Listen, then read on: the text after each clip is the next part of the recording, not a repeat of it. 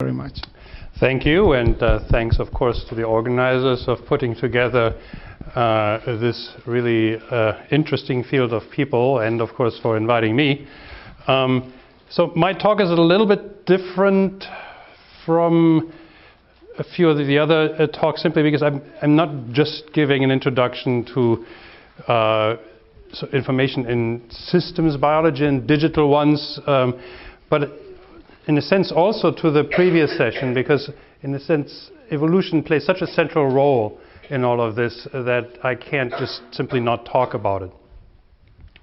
But it is supposed to be about information in systems, so the way we think about that, of course, is first to think, okay, so what does that mean? That means organisms that live inside of their world and try to understand, you know, maybe the information flow between them. So here's an environment, you know, that's the kind of environment that an organism needs to be able to master, and the organism I have here is a cat, so there are some things that are more important in a sense for that organism than others. But of course this also holds true, you know, for, you know, cells or microbes and so on. So the kind of things that we're interested in to try to understand these systems from an information theoretic point of view is, well, there is information and it is being delivered into the sensory organs of the organism, where of course it is being processed by a brain and the nervous system in order to achieve behavior that is optimal to some extent for this organism, in the sense that it furthers the survival of the vessel, the species, the genome that actually is making all this possible.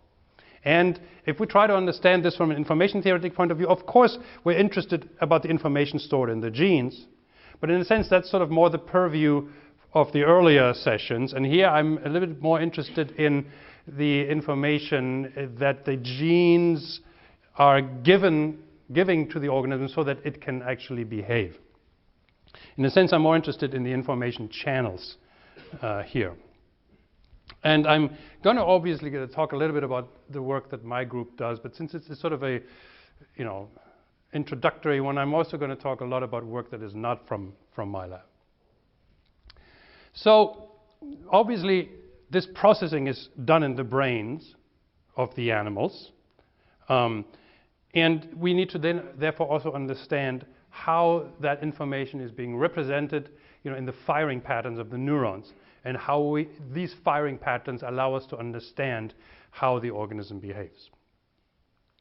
Now, here's a sentence everybody understands, everybody knows, nothing in biology makes sense except in the light of evolution. And the theme that I would like to sort of hammer home all the time is this relationship between information processing and the well-being of the organism is, of course, a direct consequence of evolution. And without evolution, we cannot understand this. Okay? In my lab, in fact, we're saying things even more specific. We're saying that nothing in evolution makes sense except in the light of information. I mean, I've never written this down somewhere, but my students constantly say I say that. So I'll just say it's my quote. Because this is true. The thing that evolves in the genes is, of course, the information, and what, you know, the genes are acting upon is information. So nothing in evolution makes sense except for in the light of information. So what does evolution do? It does the following. It makes a mapping between fitness and information. So you can sort of roughly think of this mapping as looking like this. So, okay, on the x-axis I'm going to plot fitness, and on the y-axis I'm going to plot information. And what evolution does is it says, look, it's going to kind of look like this. But what this curve really means is that if I want to achieve a given level of fitness, then there is a minimum amount of information that I need to achieve it. And you will not be able to achieve that fitness with less than that information. In other words, this is an allowed region of, you know, information for that given fitness, but you cannot go below it. It's in a sense sort of a prediction. In this case, it's a prediction of rate distortion theory that you can read in the Bialik article here. But I believe, in fact, that this is a very general prediction, and one of the things that you can try to do is to see whether you can actually measure this and show that this is in fact a universal law that evolution has given us relating fitness and information. But when you're talking about fitness and information, these are very general terms. So we would actually like to test this when we put a little bit more color to these terms. In other words, information about what and fitness to achieve what. One of the things that you must have learned when you learned information theory is that you cannot talk about information without talking what information it is about. If you don't know what it is about, it is not information. It's as simple as that. Okay, information is that allows you to make predictions about that other thing with accuracy better than chance. This is not the way it was actually described in Shannon's papers, but it is in fact exactly what he implied. So in other words, it's no difference from Shannon's definition of information. So I'll give a few examples where we're talking about what that information is and what that information is supposed to do, which is what gives the organism fitness, right? So in other words, information has to be about something and it has to have a purpose.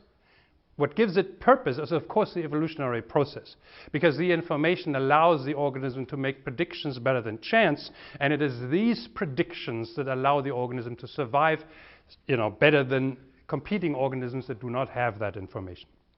Okay? So the first example is a very simple example to some extent. It's also a computational example, not a biological example per se, because it in fact is an example of how to communicate to stay out of jail. Okay? You can see immediately that this talk is much more of like an after-dinner talk than all your other guys, because I have things like that. So I'll introduce you to the prisoner's dilemma. So there's two culprits or thieves that have absconded with some amount of money, and they're only being caught as they're running away. And now the police says, look, I'm going to put you in the slammer, and I'm going to start interrogating you, apart from each other, and see who did it. Okay? And the idea is, well, the prisoners, they have the option to simply say, you know what, I'm not going to rat out my friend. That's the remaining silent part, or testify it was the other guy, right? And and if they both stay silent, they only get a year in prison because they sort of simply going to be charged with reckless driving while leaving the scene or something like that. Whereas, of course, if they rat each other out, the one that is being fingered, has to go to jail for 5 years. If they both rat each other out, they both go to jail for 5 years. But there is an incentive, to rat out, because if the other guy goes silent, one of the guy gets 0 years, and the other one basically, stays in jail, until 2 or 3 presidential elections, if we still have them. So that's a dilemma, and in fact we can show mathematically that the Nash equilibrium, or the rational decision, therefore, is in fact to testify, rat out, or defect, as we call it in evolutionary game theory. So then you can ask yourself, how is it possible that in biology we see all sorts of cooperation when, the rational strategy is not to cooperate? And if you think about evolution, well, evolution is obviously going to look for the short-term gains rather than the long-term effects. So can evolution not give you cooperation? And the answer is totally trivial. If the prisoners can communicate with each other, because remember, they were being kept apart, well, then, of course, in particular, if it is playing an iterated game, they can go play a pact. Look, we don't rat each other out. But this kind of pact, this kind of trust, has to be done by a communication. And if you think about it, there is no biological species, including humans, that will cooperate if there is not communication involved in it. The communication that builds trust, that makes sure that I only cooperate with those that I have identified as being other cooperators. Okay? Now we can actually see whether evolution does this for you. What we can do is we can play the iterated prisoner's dilemma with stochastic strategies that basically make decisions based on the previous play of both players. The reason why we're going to want to base that on the previous play is that might give me a hint on how he's going to be playing in the future. In other words, I'm going to use the information of the previous plays to make predictions about the future that are accurate with better than chance. right? And so the way I'm going to do it is I'm going to write down the probability to cooperate given an agent's and the opponent's previous moves. There's 4 such things. And here we have the probability to cooperate given the 2 moves, the agents and the others. So there's 4 probabilities. We can have a 5th one for the first move, but it doesn't play any difference, so we're going to play around with these 4.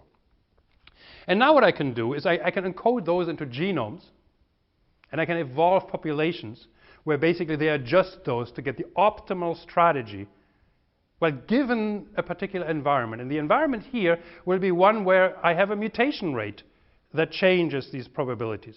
And these mutation rates, in a sense, are a bigger problem because they will change the genome of my opponent while I'm playing him.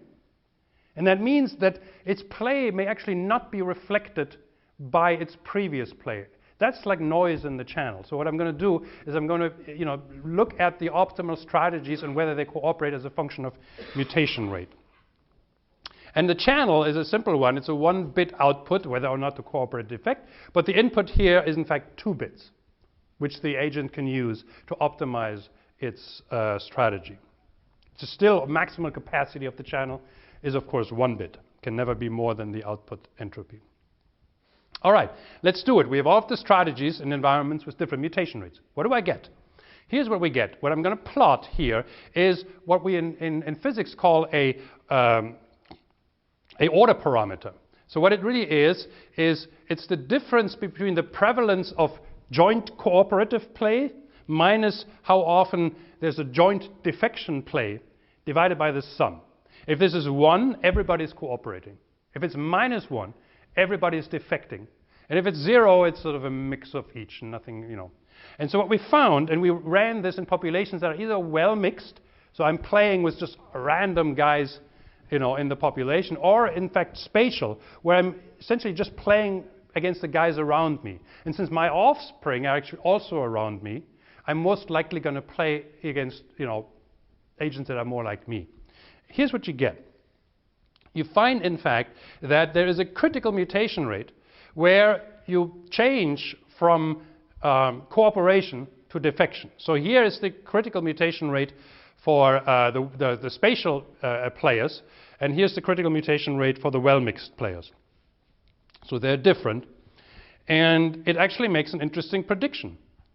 So we're asking here, is the cooperation that now has evolved, even though the standard theory, of course, says there can't be cooperation?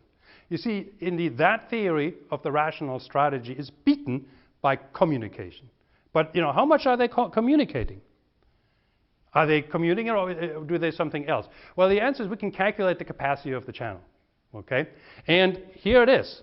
This capacity actually only depends on the agent's probabilities, because as you well know, when in a capacity calculation you are maximizing over the input probability distribution, which I take to be uniform here. Now, the exchanged information is actually going to be lower than that, okay? But at least it'll give me some idea of what they are communicating, and I can actually plot this as a function of mutation rate, and you see the standard behavior of a capacity curve as a function of noise rate, right? And as the mutation rate increases, you see the capacity decrease. And indeed, we can plot here the critical mutation rate, where on to the right of it, you have defection, and to the left of it you have cooperation. So you see, therefore, that there is a critical amount of information that is required to achieve cooperation. And that is related to the benefit that I get and the cost that I must pay. And so what it clearly shows you is that here communication is able to surmount some of the costs, which normally would be, unsurmountable, but in fact, allows me to actually surmount the cost. And you see, for the particular cost benefit that we chose here, it's not a lot of information that you need. It's about 10% of the maximum amount of information. All right, that was a simple example. Now let's actually look at some biology. Here's a biological channel that you might recognize as bacterial chemotaxis. And in bacterial chemotaxis, of course, these cells have to make decisions. But the decisions are also a 1-bit channel, because they can really do only 2 things in this case. The cells can either tumble, and that's when the flagella is rotating clockwise, or they can run towards the direction that they're facing, and that's when the flagella are moving counterclockwise. the way that decision is being made, is actually allowing them to move towards higher concentrations. So basically the way this works is, if the concentration is increasing, then I should swim. If it's not increasing, I should tumble. So a one-bit channel. Now, of course, the channel is noisy because, you sometimes actually get tumbling even though there is an increase in concentration and so on. So let's actually try to understand how this channel is implemented, even though I'm really going to show you just a very simplified version of it. This is sort of the grand view of the channel. There's an input, which is the molecular concentrations, and there's the output, which is the flagellar motor. And there's a bunch of chemicals there that you will see in a moment a little bit more. So the simplified version of this channel works like this. You actually have a sensor, and you have a kinase that is active or non-active depending on whether you have increase in concentration. So you see here this dL over dt. If it's high, you have change, and if it's low, you have no change. And this information is being transduced into the behavior via this molecule, which is a phosphorylated version of the KY protein, where high concentration of KY says tumble and small concentration says swim. Now, you see, because okay, so if you have high kinase activity, it obviously creates the QYP. That's the kinase phosphorylating the KY, and then it transduces the signal, right? That's it, right? The answer is no, because after all, this thing has to work in time. And so if you do one time made this measurement, hey, increase in concentration, and then send this measurement, you have to reset your information molecule, because otherwise you can't react to constant changes. You cannot have memory in this channel. And so the way this is implementing it is the moment you're phosphorylating it and it actually relates this information to the motor, it immediately needs to be dephosphorylated, which is done by this key Z. So you have the different time scales of activation of KY via the kinase Ka. That's the kinase activity that is controlled by the input distribution. So it's a constant switching to 1 and then immediately switching back to 0 to make sure that I'm ready to be switched to 1 again. And the time scales of phosphorylation and dephosphorylations are going to tell you something about how accurately this channel can actually respond to the changes. And I even omitted an entire other part of this channel that actually allows the threshold of activation to be regulated so that it can be very sensitive to changes. Because otherwise we'd be talking about bacterial chemotaxis here all the time. And in principle, then you can calculate the capacity of this channel given different levels of noise and so on, which I'm not going to do here. But it shows you that we can understand bacterial chemotaxis entirely in terms of information transmission. And all the machinery that is there, the phosphorylation, dephosphorylation, all of the adaptation to levels are there in order to make this channel accurate under most circumstances. So it is so that it can extract as much information as possible and transmute or transfuse it into fitness. All right, here is a simple example of gene activation in terms of channel.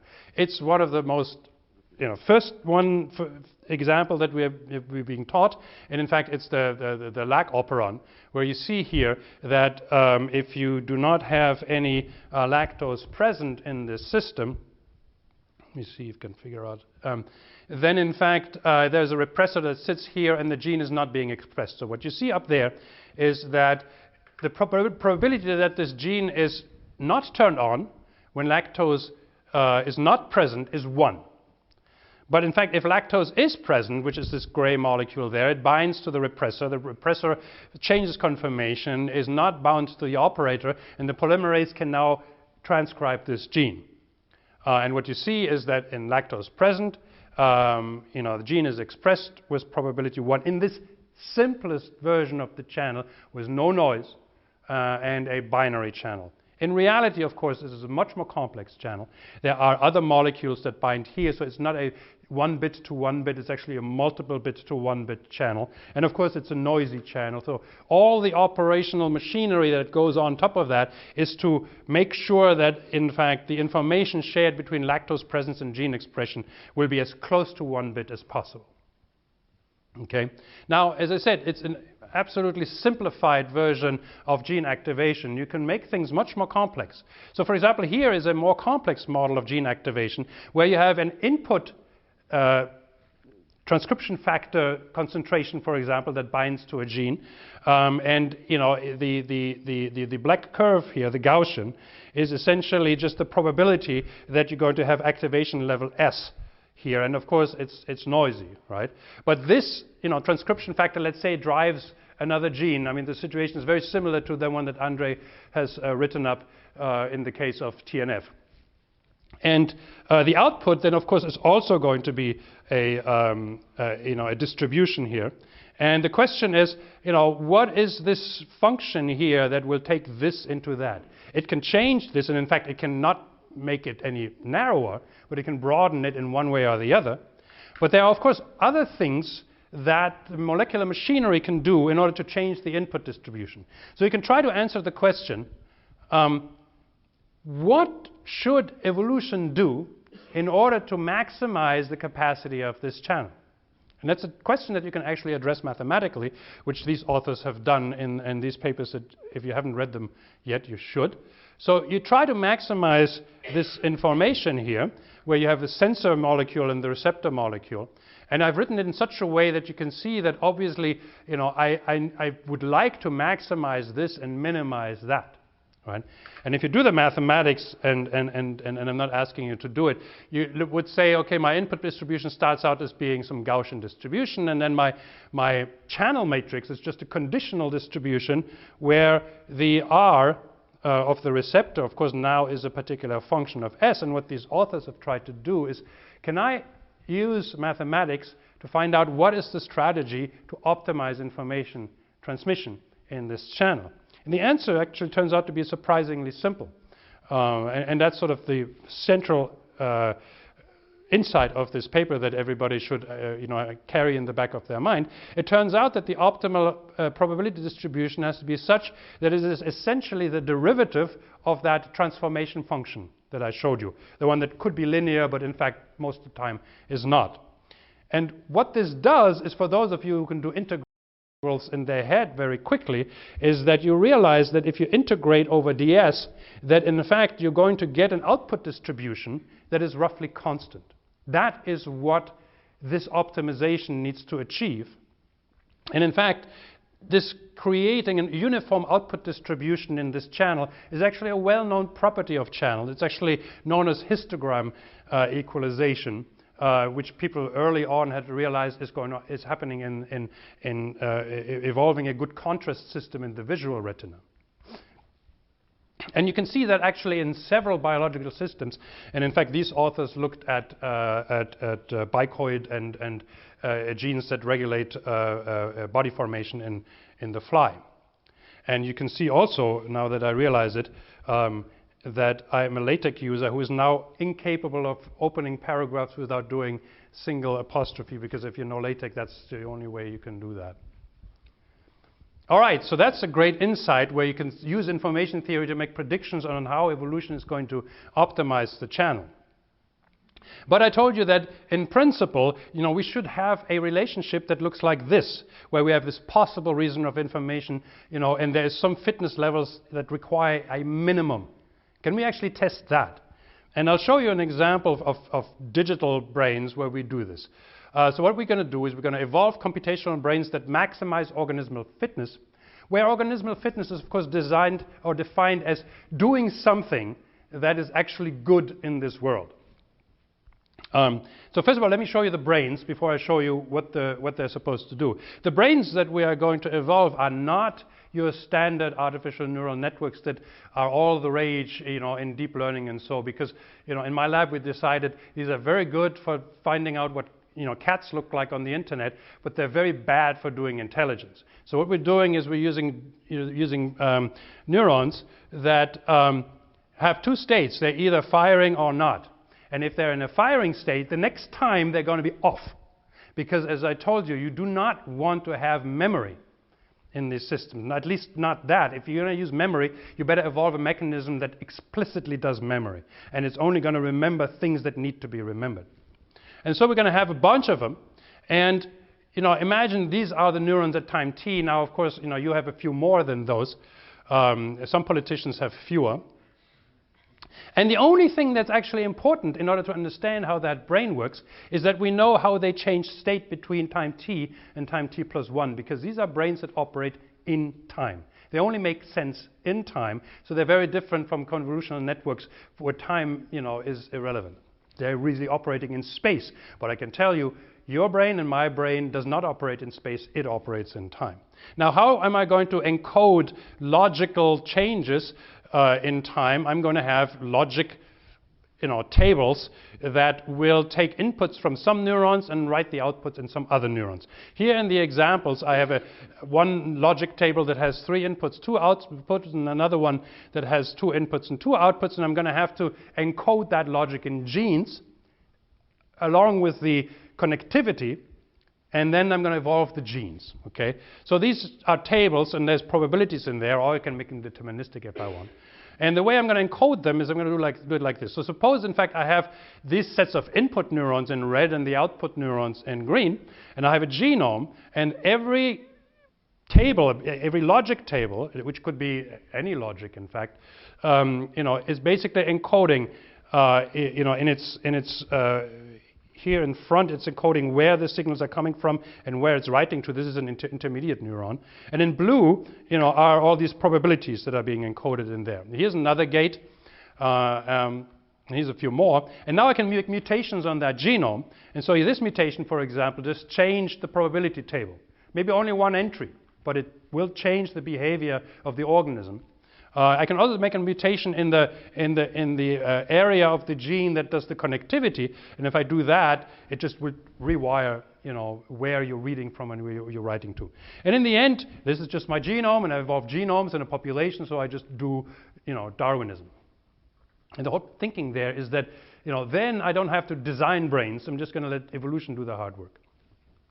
So here in the first experiment that we ran with it, that's now almost 10 years ago, we had an embodied agent with 6 sensors, 2 actuators, and 4 brain neurons only. So that is actually as much as politicians have. And the task that they have to solve is go through this maze. So that doesn't look very difficult, except for the fact that I need to know where to go after I go through a door. I need to know, should I go right or left? Otherwise, I'm just do random stuff. And in fact, there's a sensor, right in front of the door that actually tells me the direction of the next gate. So if I can remember that, then I can have an optimal strategy. But the brain has to figure out that that's what that information means and has to then keep it in memory. So this basically was an experiment in evolving memory. And it worked. And I'm not going to show you the movies, otherwise I'm going to hear too long. But here's another group took the same thing and asked, well, what is the information shared between the sensors and the motors? Sensors at one time point and the motors at a time point after that, as a function of how well it does. And the answer, it looks like this. And you see that this is over many runs, over many evolutionary times, and there are certainly no points down here. They are unachievable. This is sort of like the absolute best that you could do. There are other informations that you could measure. Here, in fact, they measured what is called predictive information. This is, in fact, the information for all the internal, which are non-sensory and non-actuator neurons, sometimes non-peripheral neurons. So basically, the information of the state of all of these neurons about another state in forward in time, and has the same type of form. And then they actually measured phi, which is a measure of information synergy, because in fact, Giulio Tononi is on the paper, and that even gives you a much nicer lower curve of how you have unachievable fitness in a sense, if you don't have a minimum amount of information. All right, that's cool. Let me now tell you the problem with biological information. So it's really nice, we can understand, we're transducing this information, and it's stored in the genes, and it's stored in neurons, but how can we read this information? Turns out that is a problem. Why? Because biological information is usually carried by many units. I mean, in the very simplest cases, it would be carried by one gene, simple diseases, not complex diseases, where you have a single mutation. Or in neuroscience, sometimes you have a single neuron that actually correlates with behavior. But many years ago, I was at a neuroscience conference, and there was a guy telling me, it's like, you know, we have this rat, and it's clearly exposed to this smell, and it obviously reacts immediately, and we are recording from the neurons, you know, in the olfactory system, and we just see noise. How is that possible? And I said, do you record from all neurons? He said, no, nobody records from all neurons. Well, then I can explain to you where this comes from, and I'll show you. So a trait encoded within many genes is a typical example where, you know, information is spread between many things. And if you think about the failure of GWAS, which stands for Genome-Wide Association Studies, what you find is always that, you know, we know that all these genes are associated in prediction of height, for example, as a trait, but we see only tiny effects, even though we know these are all the genes. Yes, you know, that is indeed what information theory is going to say. You'll see that in a moment. Or a behavior executed by many neurons, like I just showed you. Or, you know, in cancer, for example, you have a cellular state determined by complex activation patterns, and we might not see, you know, how a particular state of the cell is somehow correlated to these activation levels. So, when information is shared between many actors, finding that information is very difficult. So this is in fact a case which has been studied, for example, here by this group, again Bill Bialik's group. For some reason I cite his papers all the time, but then again he also is one of the person who's really leading the development in this area. What they did is they showed a movie to a salamander and then recorded from a large number of them. Okay? In fact, they repeated the scenes, and what you see is very noisy, but somehow, you know, correlated firing patterns. And they were able to develop tools in order to see, you know, how there are correlations between the firing pattern of the neurons, but more than, you know, pairwise correlations. And that once you can actually understand some of these pairwise and multi-K correlations, that you can actually reconstruct the information. But it turns out that that was kind of an easy situation, because in fact the situation is even much worse than the spreading of information. It's much worse for a very simple reason. Here it is. Information is not additive. Now, in earlier talks we've heard, oh, information is additive. Yes, it is additive when it's additive, when there are no interactions. Like, for example, even in gene regulatory regions or binding sites, you can find out that there's in fact interactions between sites which actually change the amount of information, and sometimes they can be actually quite complex. If information is not additive, what happens? Let me show you what happens. I'll give you an example. Okay? So here, let's say X be a cellular trait. Say whether it responds to a drug, this particular cell. Let's say an anti-cancer drug. That's actually where I took this example from, but I'm not showing you data. So let's say there are genes B sub I that carry the information about this trait. In other words, that are predictive about whether that cell is or not responding to the treatment. They're called B because we call them biomarkers. They're really just, you know, expression levels. Okay, but think of them as binary markers. Now imagine there's two of them.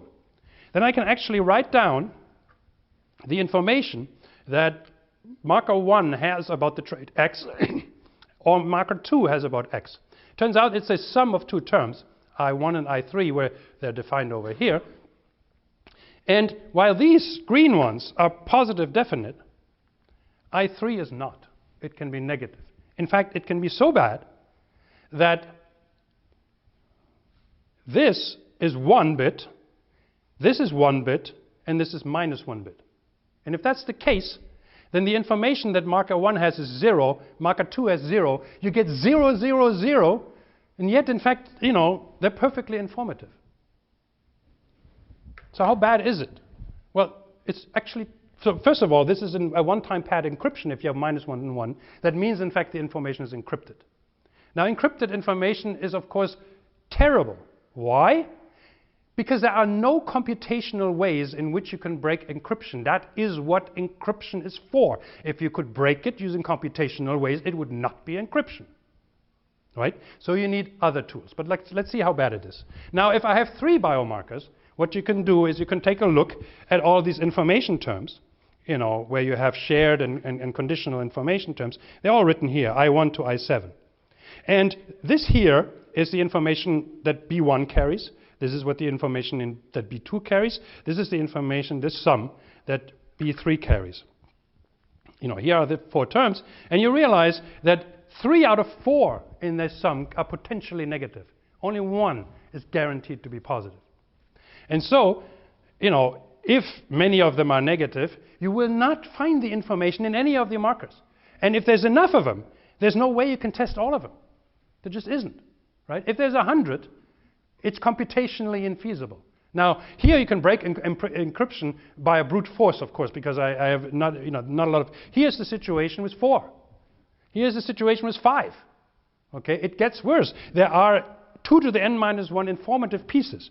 And if there is one piece here, somewhere, that is very, very positive, let's say, it might be swamped by all the other negative pieces. And so, breaking the encryption is essentially finding out which of these 31 pieces is carrying most of the information. And that means you actually have to figure out how to partition your data set, which is then the key. Partition your data set in such a way that you basically have the key so you can find the information.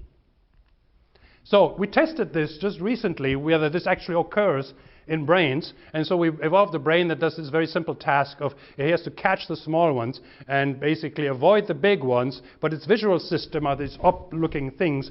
It's blind in the middle, so it actually has to do active categorical perception in order to figure out what to do. So it needs to integrate all kinds of information.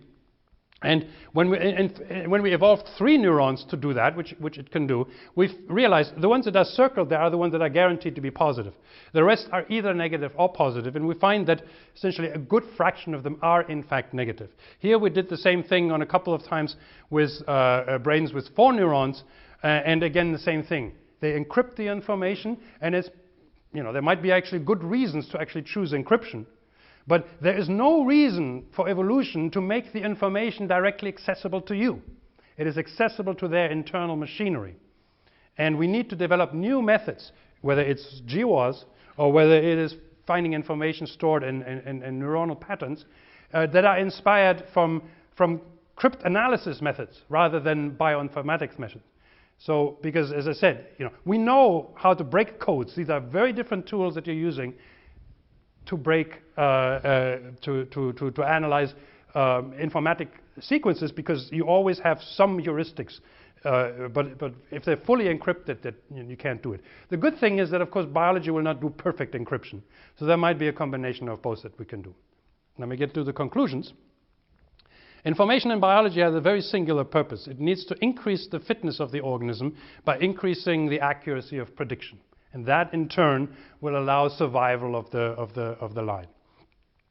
As a consequence, there always is going to be a critical amount of information, or a minimum, that is necessary to achieve a particular level of fitness. So in other words, we find that prediction of the rate distortion theorem is actually uniformly valid.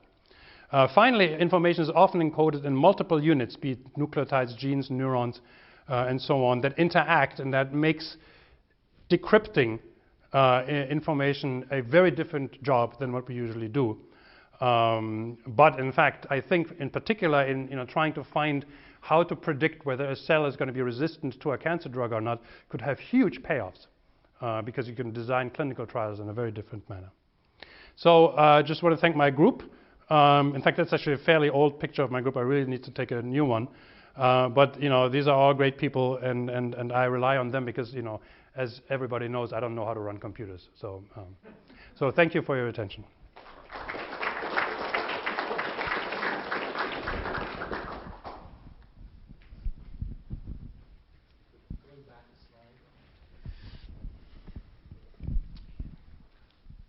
This one, the summary? No, just the one. This one?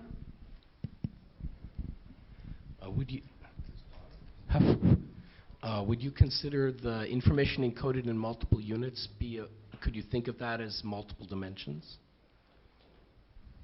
Well, I mean, obviously the dimensional space is increased when you have multiple players. But the problem arises when they interact. Right? In a sense, it's clear that biology opens up everything when they're interacting, because biology in the absence of epistasis is trivial. Everybody that has looked at this knows that, because it's an order n process as opposed to an exponential process. So that interaction between genes makes complexity possible, but it also, of course, makes it sometimes intractable. But not everything can interact with everything else. And Shannon's approach to the problem when two things were correlated was to say that you find the independent parameters. I don't know if it's possible in all cases. Sure. In fact, there are methods to find modules of genes by using epistasis as a guiding principle. So in fact, when epistasis tells you that genes interact, and it does, then you can use that in order to find modules. This is the group of Costanzo et al. That did this in the yeast data, for example. So sometimes you can slice it. But Yeah. So obviously you cannot have everything interact with everything, because that would mean that it becomes unevolvable. But in fact, within modules you have strong interactions usually. So I had a quick question. You, as well as other speakers, have commented on information theory's inability to be articulate on the question of time and timing. And so I'd like to hear how you've overcome this challenge in your capacity calculations. All right, let me answer that. So I didn't say that, nor would I say that, because it turns out that it's actually a fairly simple way of application of information theory in order to make the time domain enter. So for example, concepts like transfer entropy very obviously tell you how time or information flows in networks. And all you have to do is have random variables taken at different times, and that allows you actually to open up the time dimension. Many people do this. A lot of people in this room do that. It's not easy, in particular, to do causal inference and to sort of use information theory to precisely, pinpoint where information comes from. And I have a paper I'm working on right now where we're trying to do that in some of the brains that we evolved. And it turns out to be a sticky thing. Why? Because in fact there are some logic that is encrypting. And when it's encrypting, then you cannot actually easily follow the path of information. And and things get sticky. However, generally speaking, information theory absolutely can work in the time domain. So are you giving multi-letter results or single-letter results? Single letters for what? The characterization. Do you have to look at the entire sequence or chunks of sequences in order to make your statements, or? So again, this actually is it's a large literature that basically tries to do that. If you want to do it accurately, then you have to look at histories as far out as possible. In particular, if you have ARN processes which have memory, okay? You can try to approximate it by smaller chunks, but you're going to have to use techniques, in order to eliminate false positives as far as causal inference. Lizier and Gershenson and Prokopenko have written about this extensively, and it's sort of, but it can be done. There are maybe other information theoretic measures, like there's a synergistic information that people have devised that can actually get you even further. But to claim that information theory is incapable of addressing the time domain is simply wrong.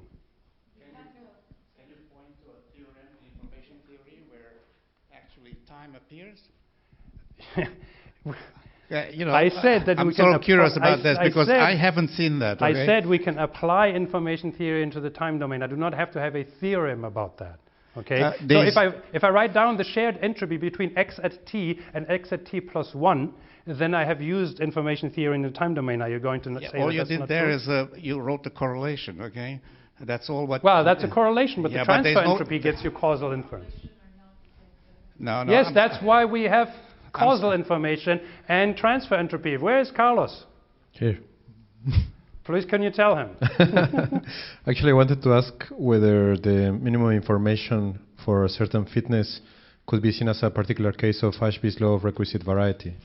Can you repeat the last part? I didn't hear that. Whether the minimum information for a particular fitness could be seen as a particular type of Ashby's law of requisite variety from cybernetics. I don't know, because this requisite variety stuff, I think I read it once in my life. I just don't, it's not in my vocabulary. We can speak about it later. But I think it's actually a fairly profound observation. And so, because that stuff, that old cybernetic stuff, some of that is actually, still valid. You know, so it's entirely possible that you're right. It's just not my field.